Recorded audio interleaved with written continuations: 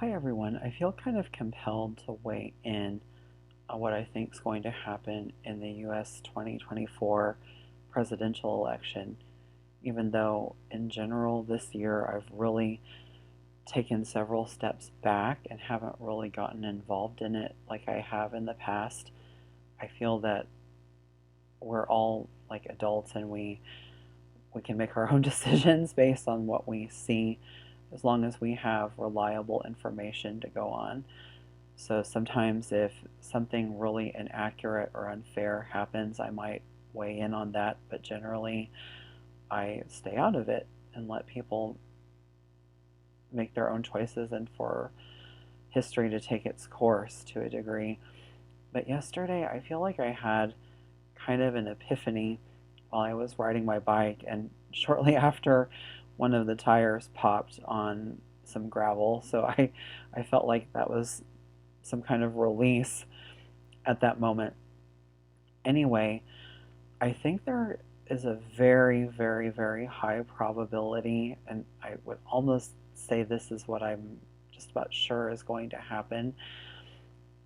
I think we're going to have this shock in the election that it will be an unprecedented situation where the Republican slightly wins the popular vote and the Democrat wins electorally. And let me explain why. So, even though we really focus on this divisive nature of our society, greater cultural trends, in reality, if you start looking around you, there's also kind of like this purpling process happening. So I feel like a lot of people in red states who are not happy with Supreme Court selection um, choices under Trump and the Roe v. Wade situation might have a bit of a protest vote, not to the point where it changes the winner of those states, but the ratio, the percentage. And then in blue Democratic states, you might have frustrated people who are not only tired of the inflation like everybody else, but people who have seen huge rises in homelessness and high taxation, just general frustration kind of bubble up to where blue states will have a higher percentage of people voting for Trump than usual as well.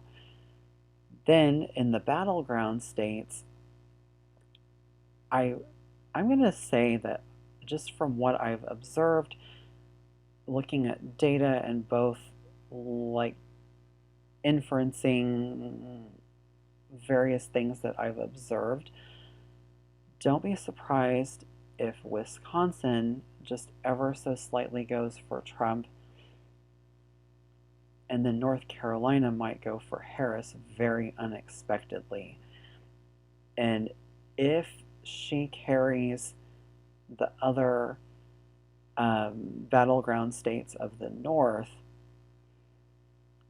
it could create this situation where Trump gets more votes than her overall, but electorally she pulls through.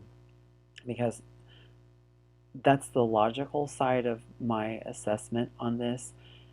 But on the more intuitive side of things, I really can't see her or her team having true jubilation in this election. Something doesn't jive with that at all. In terms of the Trump camp, I see them having some kind of celebration that's like cut short. So something, some kind of victory on either the electoral, but I think more the popular vote side is coming for the Trump camp, and then something is wrong.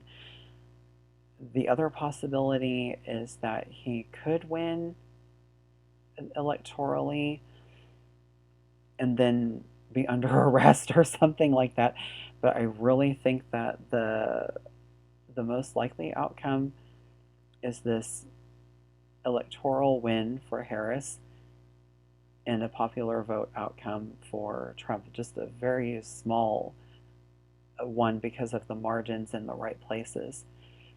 And this could very well lead to the final end of the Electoral College because then the Republican side would really understand what this is like. So I guess we'll see in about 10, 11 days' time how this all shakes out. Thanks for watching, and I hope you check out some of my previous videos on completely different topics. Take care. Bye.